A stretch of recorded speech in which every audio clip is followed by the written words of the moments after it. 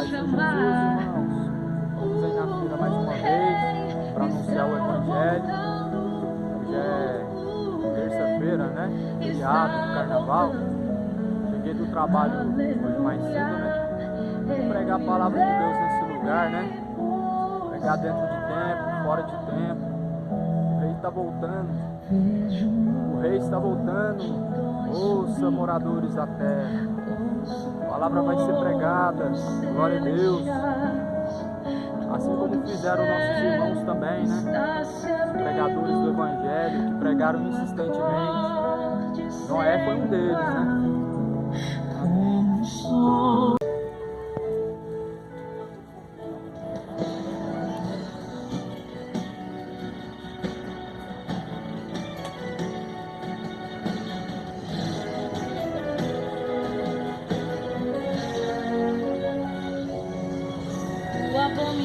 Hoje se tornou normal. O que outrora era loucura virou racional. O mundo quer insinuar que o meu Deus mudou. Mostra o pecado ao olho nu sem o menor pudor. Negociam o seu corpo em troca do pão. O mundo segue em passos largos pra destruição. A inocência das crianças sendo violada. Elas convivem com o mal dentro da própria casa. A mentira fere a língua dos homens de bem. Fornicação e adultério não choca ninguém. O mundo quer tapar seus olhos pra você não ver e ao abismo te levar sem você perceber. O mundo diz que o meu Deus só quer teu coração, mas tua alma vale mais, ó meu querido irmão. Não foi...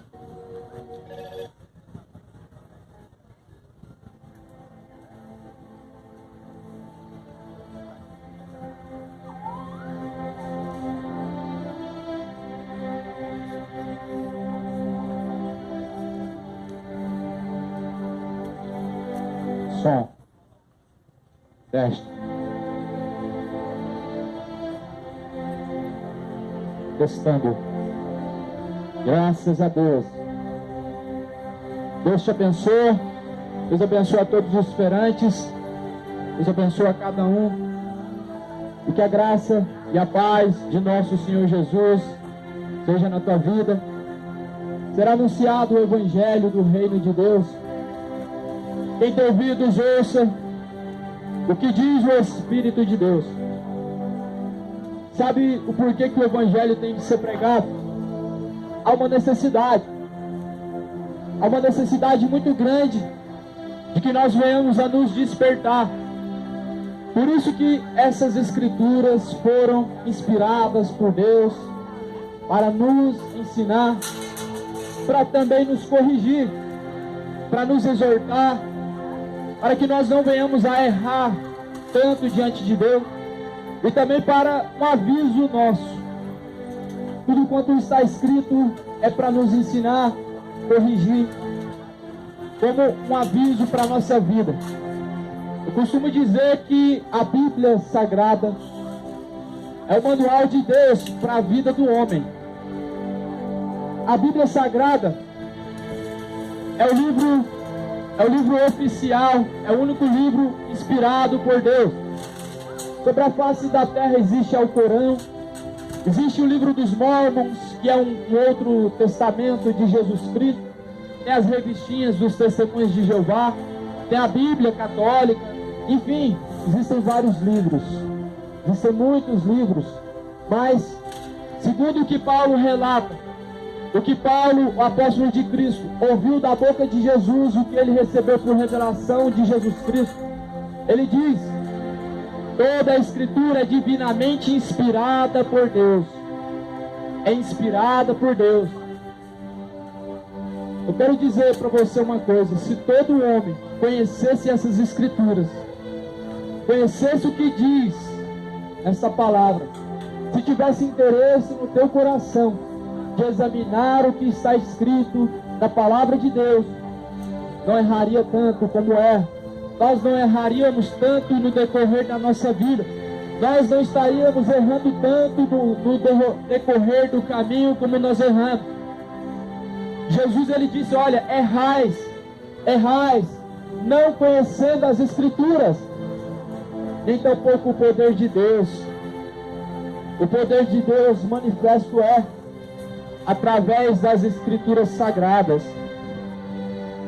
Eu gosto muito do livro de Romanos, a carta aos Romanos. É um livro realmente que, se nós lermos, nós vamos realmente entender o que Deus quer de nós. Nós vamos entender que nossa vida diante de Deus, ela ainda precisa de um conserto. O livro de Romanos é uma exortação a todos. Eu quero começar essa mensagem lendo para você no livro de Romanos, no primeiro capítulo, Romanos capítulo 1. Para você que está chegando agora e não está entendendo nada, talvez você pense que é apenas mais um religioso interessado em membros da igreja. Quero dizer para você que eu não sou nada disso. Não sou pastor, não venho anunciar uma placa de igreja. Eu estou aqui a serviço do reino de Deus, a serviço do reino de Jesus Cristo, para anunciar a volta dele, para anunciar a todos que o meu Senhor está voltando, que falta muito pouco. Mas é claro, eu trago uma Bíblia na mão. Para trazer essa mensagem, eu tenho que examinar o que está escrito. Romanos capítulo 1, versículo 16. Porque não me envergonho do Evangelho de Cristo. Vou repetir. Porque eu não me envergonho do Evangelho de Cristo, pois é o poder de Deus para a salvação de todo aquele que crê. Primeiro do judeu e também do grego, porque nele se descobre a justiça de Deus, de fé em fé, como está escrito: mas o justo viverá da fé.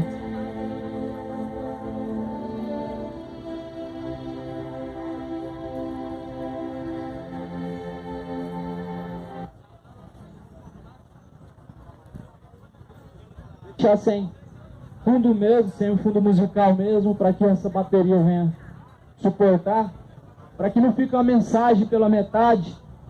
Está escrito assim, eu vou repetir novamente o capítulo 1, versículo 16. Porque eu não me envergonho do Evangelho de Cristo.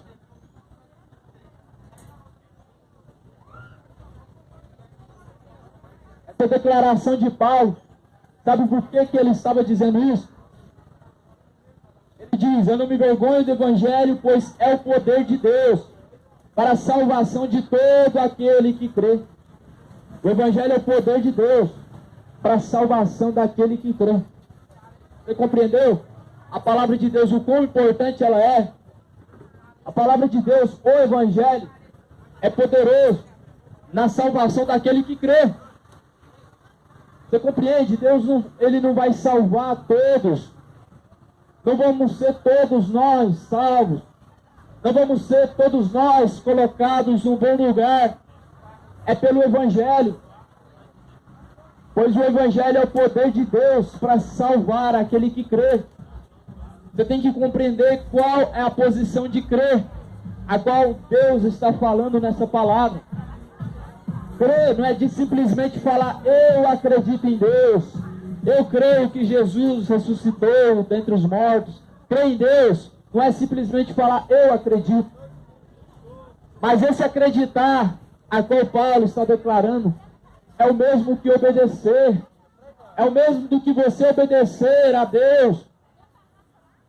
Sabe, é a mesma coisa de você dizer que crê que pode comprar um carro. Eu uso sempre esse exemplo. É a mesma coisa de você crer que pode comprar um carro, mas não trabalha para comprar o carro, só fica com a fé, sem obras. Assim também é o Evangelho de Cristo. É o poder de Deus para salvar aquele que crê. Mas não o acreditar de ficar de braços cruzados, mas o de acreditar nessas palavras, dando crédito a elas e colocar elas em prática na sua vida. O Evangelho é para isso, para nos corrigir, para nos exortar, para nos ensinar, para nos direcionar. Meu amigo, nós estamos vivendo a reta final. Você não vai em busca de Deus. Deus, Ele faz o que Ele pode para que a tua alma não se perca. Se você não se importa em buscar Deus, Deus ele está se importando com a tua alma muito mais do que você está se importando. É por isso que o Evangelho está sendo pregado. É por isso que eu prego o Evangelho. É por isso que eu não perco tempo em frente à Netflix. É por isso que eu não gasto o meu tempo parado, acomodado, dentre quatro paredes, porque o meu Senhor Jesus, ele não sangrou dentre quatro paredes, mas foi de fora do templo.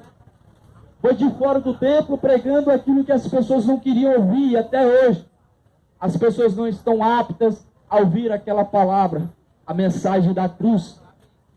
A mensagem de Jesus, os fariseus não receberam.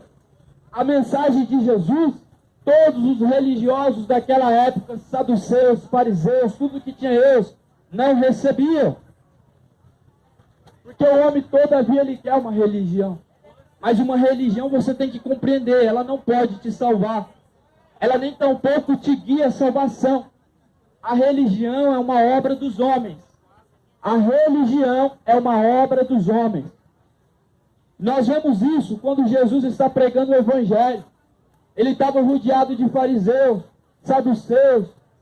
Ele estava cheio de religiosos ao redor dele. Nenhum deles podiam receber aquela palavra e não recebiam, mas antes tinham ele como falso profeta. As religiões mataram, crucificaram a Jesus Cristo. As religiões cuspiram na cara de Jesus. Sabe o que Jesus fez na terra? Ele não revelou a religião católica, como muitos falam, que Jesus fundou a Igreja Católica. É uma mentira. É uma heresia tremenda. É uma fábula terrível dizer que Jesus fundou uma religião. É por isso que o povo perece. Perece por falta de conhecimento. E não é por falta de ter uma Bíblia. Pois pelo menos 80%, 75% tem uma Bíblia Sagrada. E não é difícil de ter uma Bíblia na palma das mãos. Porque o conhecimento de Deus manifesto é na palma de nossas mãos, quando nós abrimos as Escrituras, quando nós examinamos as Escrituras, assim é manifesto a verdade a nós. Assim está escrito em João 8,32, e conhecereis a verdade, e a verdade vos libertará. Estou te apresentando a verdade agora. A verdade é Cristo. A verdade é a própria palavra de Deus. Jesus, ele é a própria palavra. Vamos voltar um pouquinho em João capítulo 1. João capítulo 1. No princípio, ele era o Verbo. O Verbo estava com Deus, e o Verbo era Deus, e o Verbo habitou entre nós. O significado de verbo é palavra. João estava dizendo que Jesus, ele era Deus, a palavra era Deus, a palavra estava com Deus, ou seja, o próprio Deus é a própria palavra. O próprio Jesus Cristo, que os islâmicos, eles rejeitam como Deus, tendo ele somente como um profeta apenas, comparado com Maomé, esse Jesus, ele diz que ele é o próprio Deus e ele é a própria palavra. No começo da criação, Jesus estava junto com o Pai, sendo eles um só. Isso nós temos que saber. Jesus não foi criado no ventre de Maria. Jesus não é a criação de Deus. Jesus não foi gerado, então, o seu Espírito no ventre de Maria. Porque nós temos que compreender uma coisa. O Espírito de Jesus estava com Deus no princípio. Ele era a palavra desceu entre os homens e se fez carne. Como? No ventre de Maria o que foi gerado foi a carne, o corpo físico, a matéria física. Mas Jesus, todavia, ele vai dizer, antes que Abraão viesse a existir, eu sou. Aí os discípulos falam, mas tu não tem nem 30 anos ainda. Tu tem somente 30 anos, e como que tu viu Abraão? Jesus diz, antes que Abraão viesse, eu sou. Então Jesus não é a criação de Deus. Não é como os islâmicos, eles acreditam. Não é como os judeus acreditam. Os judeus acreditam que Jesus nem sequer ressuscitou até hoje. Até hoje. E é por isso que há uma necessidade de um segundo arrebatamento. Não para todos, mas para os judeus, uma segunda chance para eles, porque eles não creram que o Filho de Deus ressuscitou dentre os mortos. Mas continuando no livro de Atos, a declaração de Paulo, o que ele diz acerca do Evangelho, ele está dizendo: o Evangelho é o poder de Deus para a salvação daquele que crê.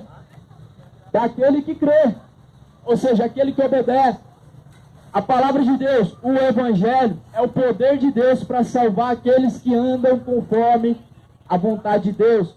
Pois a vontade de Deus nós carregamos na palma das nossas mãos. A vontade de Deus está escrita para nós há mais de 2000 anos. Não querendo Deus que nenhum se perca, mas que todos venham a ter a vida eterna. O livro dos profetas vai dizer: as vossas transgressões é o que faz separação entre vós e o vosso Deus. Sabe o que é que nos separa de Deus? A desobediência. O que nos separa de Deus? Rebeldia. O que nos separa de Deus? A mentira.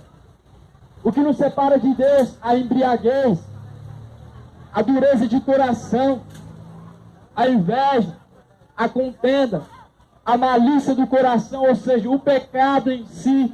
Quando nós não nos arrependemos, ele tem poder para nos separar de Deus. Por quê?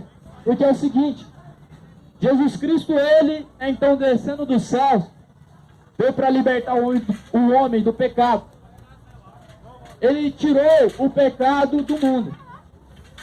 Porém o homem em si, ele tendo a natureza pecaminosa, ele volta a pecar de novo. Ele volta a pecar de novo. E é por isso que há uma necessidade em que o homem e a mulher se arrependam e venham ao conhecimento da verdade. Porque quando há o conhecimento da palavra, há o conhecimento da verdade, há uma transformação de vida. Quando há uma transformação de vida em você, no indivíduo que conhece a verdade, ele é liberto do pecado. Sendo liberto do pecado, se torna uma nova criatura em Cristo Jesus. E a pergunta é: uma pessoa que é nova criatura em Cristo Jesus, uma pessoa que é nova criatura em Cristo Jesus, ela porventura, ela se inclina a andar na embriaguez, na mentira, idolatria, feitiçaria, no pecado? Uma pessoa que é nova criatura em Cristo Jesus, ela tem uma transformação, porque Jesus convence ela do seu erro, convence ela que aquela vida a qual ela leva é uma vida totalmente separada e distante de Deus. Existem pessoas que chegam a ouvir a palavra, porém, há pessoas que ouvem não dando crédito a essas palavras. Essas palavras fazem transformação na vida daqueles que crê. O Evangelho é o poder de Deus para a salvação daquele que crê. Como eu falei, o acreditar em Deus é simplesmente dar crédito às palavras de Deus. Ou seja, viver as palavras de Deus é o caminho correto a nos levar até Jesus Cristo. Há pessoas que acreditam que Deus, ele só é amor e ele não condena ninguém. Há pessoas que acreditam que não vão ter consequências dos seus pecados. Há pessoas que dizem que Deus não lança ninguém no fogo do inferno. Pois esta palavra, qual eu carrego em minhas mãos, diz que sim. Como assim, pregador? Deus lança ninguém no inferno, não. Jesus, ele disse que sim. Ah, mas o padre falou que não. Mas Jesus, ele disse que sim. Deus lança tanto o corpo como a alma no fogo do inferno. Será que eu estou falando heresia? Será que eu estou falando mentira? Ou será que isso está escrito? Vamos ver em Mateus capítulo 10, versículo 28. Está escrito assim: e não temais os que matam o corpo, e que com a alma nada podem fazer. Mas antes, eu te digo, temais aquele que tanto tem poder para matar o corpo e a alma e lançar os dois no inferno. Sim, é a Deus que nós devemos temer. Antes de você temer o coronavírus, teme a Deus primeiro. Antes de você temer descer a sepultura, ter medo da morte, teme a Deus primeiro. Porque é Ele mesmo que tem a nossa vida na palma da mão dele, tendo o poder para lançar tanto o corpo como a alma no fogo do inferno.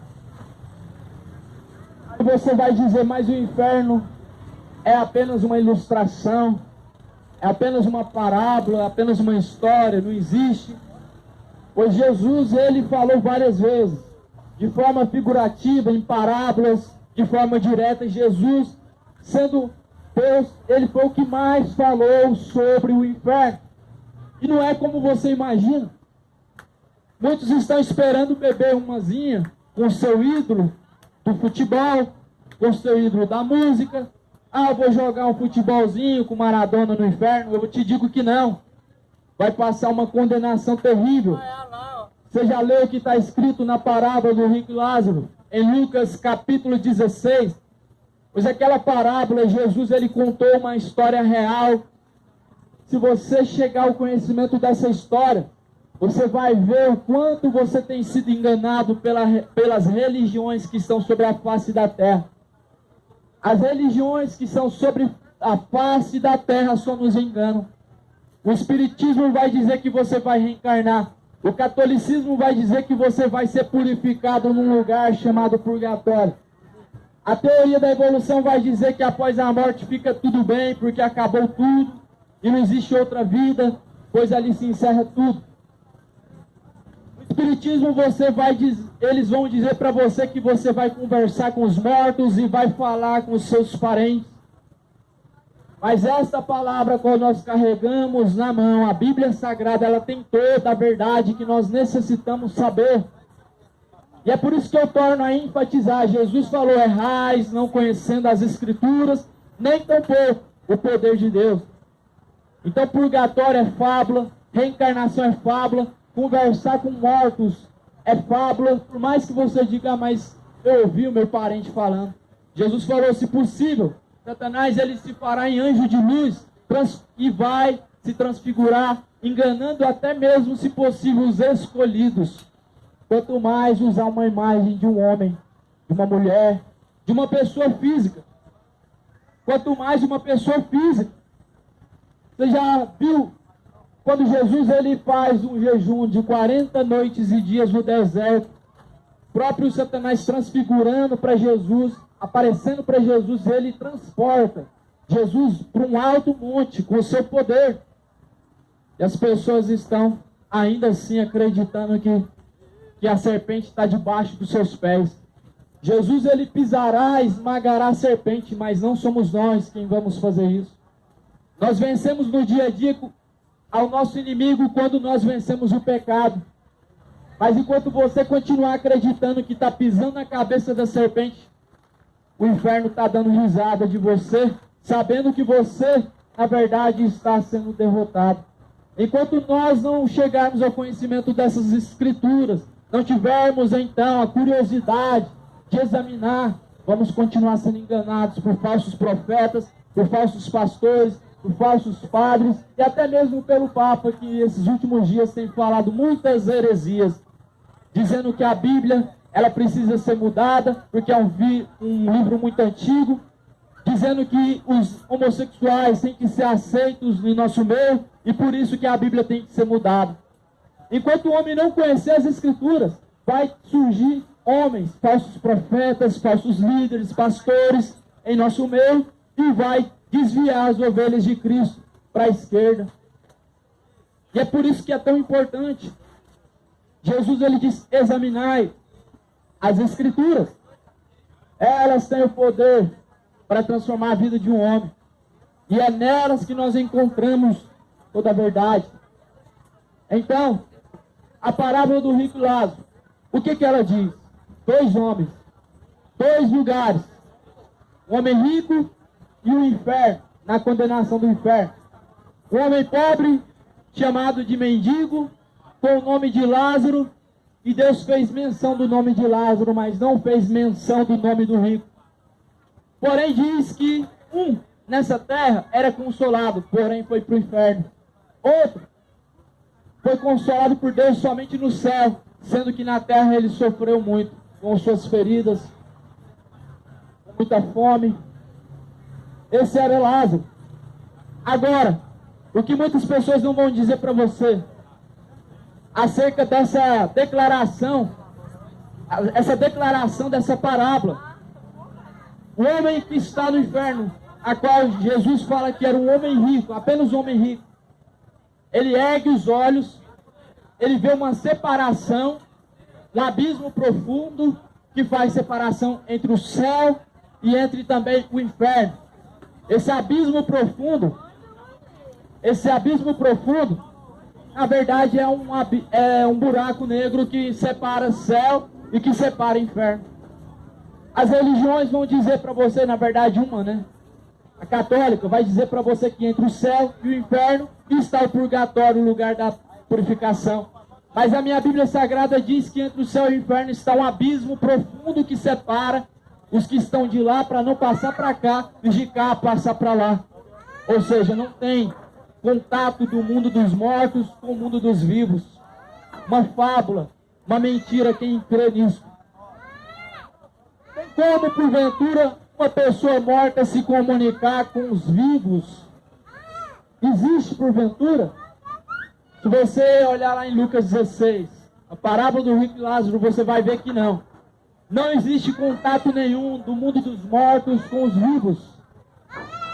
O homem rico fala: Pai Abraão, envia um dos mortos na terra, porque eu tenho 5 irmãos na terra. Manda um dos mortos falar com os meus irmãos, porque se eles ouvissem algum dos mortos, eles acreditariam e não viriam para cá. Lembrando que esse homem ele estava declarando o seu sofrimento, dizendo: Pai Abraão, eu estou atormentado aqui. Manda um dos teus profetas, um dos mortos, falar com os meus 5 irmãos que estão na terra, para que eles não venham para esse tormento. Olha só, e muitas pessoas